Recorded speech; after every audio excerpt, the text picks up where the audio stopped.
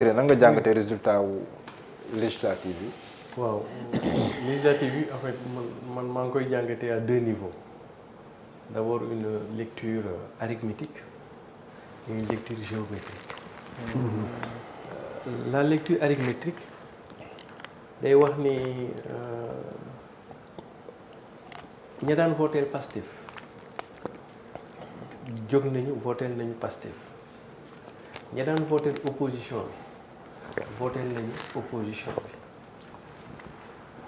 mais ñu génnul voter exemple mooy ce qu'on appelle la majorité silencieuse bi nga xam ni moom farul ci benn parti moom ci Sénégal la far en fonction enjeu élection bi ci lay déterminé wu te moom fu mu déterminé wu fu ne foofu gagné ma jox la ci la lecture arithmétique et cette majorité silencieuse moo fi jëlee Macky Sall en fait Sénégal li basculé loo élection du militant parti politique yi respectivement mais da ci am benn majorité ça tourne autour de maximum 400 000 personnes 400 000 électeurs yoo xam ni luy xew Sénégal ñoom ñoo koy déterminer mais ñooñu nag faruñu ci benn parti ou bien amuñu activité politique ñoom lu ñuy xam mooy xëy dem liggéeyi bu élection jotee ñu def xëy suba yeewu dem voté ñëw toog te ñooñu fu ñu basculé foo jëm lii la koy wan de manière arithmétique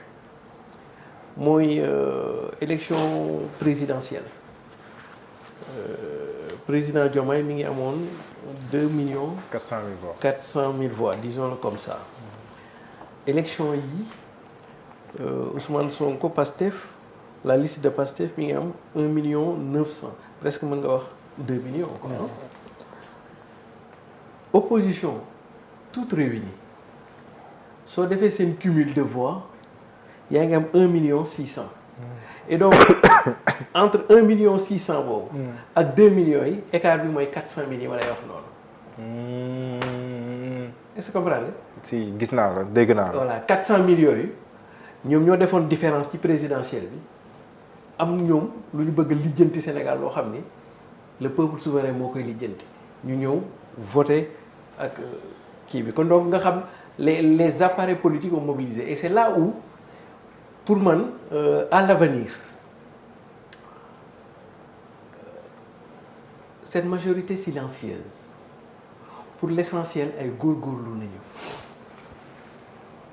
et ñoom bu fekkee amul benn enjeu stratégique comme ni mu amee woon enjeu 2024 présidentiel nga xam ne àggoon nañoo ak Macky Sall kaakooje mooy frontière régime bu bees bi ñëw àggaguñu ak moom frontière donc moom pour mu jóg def la différence dafay évaluer le coût de sa participation le coût économique d'une participation à des élections dem voter ji moom la honorable doon expliquer et c'est là où le fait de mobiliser le taux de participation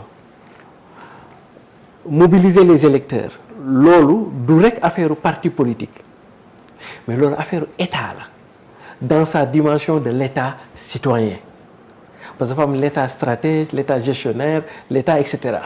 Et d'ailleurs comme la majeure partie de ceux qui font la différence de manière globale ay góorgóorlu nañu donc bu ñu te élection yi ci ñoom amul enjeu yow état yaa leen di war a yombalal affaire yi moo tax par exemple ce serait excellent élection yi ñu jóge ni le ministère du transport par exemple mobiliser ay bus yuy accéder ci 14 régions yëpp indi gars yi yóbbu gars yi indi leen ça aurait été etc. Parce que su boobaa il relève de la responsabilité de l'État de faire des actions et des politiques pour élever le niveau de citoyenneté parce que le vote est d'abord et avant tout un acte de citoyenneté.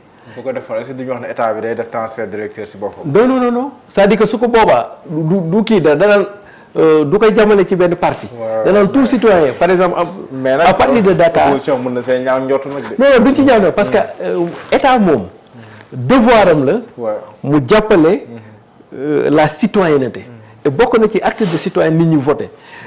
mën nañu jàpp ne que état dafa bëgg a majorité non mën nañu jàpp ne maanaam bëgg ma tudd baatu corruption mais mën nañu jàpp ne état bi nga xam ne nii dafa soxla kii c'est pour nit yi. non mais c'est pour ñu yombalal sa voyage bi. non attends parce que yow a priori xamuloo kañ lay woote a priori. waaw xamoo ko mais je veux dire man su ma jëlee moyen. même bu nekk état ñëpp ko bokk. mais bu nekkee président de la République par exemple moom moo jël initiative boobu noonu El Malick Ndiaye. ne man ministère du transport damay jël Dakar Dem Dikk mobiliser leen ku bëgg a vote jël mais loolu mën na am incidence si bopp électeur bi. non comme nee nañ élection c'est-à-dire que et c'est piège boobu nga warut a def. parce que dafa am loo xam ni yow. dès lors que sa mission la. yow def ko. D'accord. les ceux qu'en diront-on loolu ku ci nekk am na ci sa appréciation personnelle. man tey jii su ma doon ministre des transports. dama naan à partir de Dakar vers les 14 régions. pour chaque région danañ mobiliser 2. ñi bëgg a dem voter ji. temps lay bis bi temps lay départ ñëwaat temps. ça indépendamment de et cetera et cetera et cetera donc on aurait pu le faire et donc ça veut dire quoi que nit ñi génn nañu voter.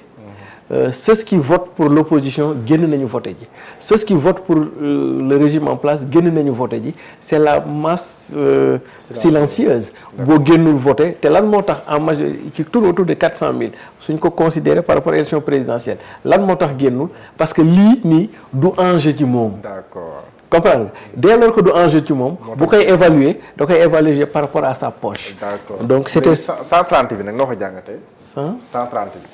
non mais c'était prévisible hein. Je pense non je pense suñu dernière émission maa ngi lay wax ni Pastef va se retrouver entre 120 et 130 mosoon naa la ko expliquer benn jour mais soo defee tuuti statistique rek ak tuuti projection rek da ngay xam ni le seuil disons l'intervalle c'était entre 120 et 130 120 plancher et 130 plafond quoi. Donc je pense que mosoon nañu ko expliquer. Et pour l'opposition, qui est-ce qui n'a pas marché? waaw il y a des choses qui n'ont pas marché ci ñoom yoo xam ni ils en ont ñoom responsable am na ci yoo xam ni c'est indépendamment aussi de leur volonté parce que li nga xam ni c'est indépendamment de leur volonté loolu c'est que le PASTEF est dans une perspective de rouleau compresseur. On vient d'une élection présidentielle où mu gagné ko. Or dans la mentalité ou dans la sociologie des électeurs duñ la jox bopp roccural làmmiñ et le PASTEF a besoin de tous les instruments pour pouvoir gouverner. Et donc ça veut dire que su ma la ko doon waxal ci ñun lébu yi dama naan askanu Sénégal dañoo yettal gaal PASTEF. bëgg mu dem tëmbi xam nga luy tëmbi maanaam wàcc géej tey tëmbi mais gaal yi neen nag mënut a tëmb des na ci du def machine moteur wala nga boole ci ay pagaie quoi raam ndax bu yemee ba fële moteur bi et cetera donc comme dañoo présidentiel dañoo yettoon gaal à la coulée aline te Pastef moom par force day tëmbi danañ ko jox jumtukaay yu muy tëmbee c'est important léegi nag su demee tëmbi ba ñëw nag ñu xool nag gaal gi lan la indi ko te nañu xam s'il est un bon pêcheur ou s'il n'est pas un bon pêcheur. Mais daal il faut que jën bi ñëw quoi. Et donc ça c'était plus ou moins la voilà l'analyse bi quoi tout à fait c'est un peu dans sa dimension arithmétique mais peut-être que dans sa dimension géométrique après nañ ci ñëwaat quoi. Sëñ Mansour. Oui. De Bakel à Dakar. alhamdulilah. Sénégal moom da Bakel. De Bakel. ban jàngat nga def si résultat élection yi. mais jàngat bu yaatoo xam nga gaañ dañ ma dégluwul ne war naa leen seen liste yi mu weesu 4 ñoom ñu yokk ci benn ñu 40 yi ñoo tooñ seen bopp fii laa toog leen bloqué Ahmed loolu ñaata yoon laa ko wax. mu weesu ñeent.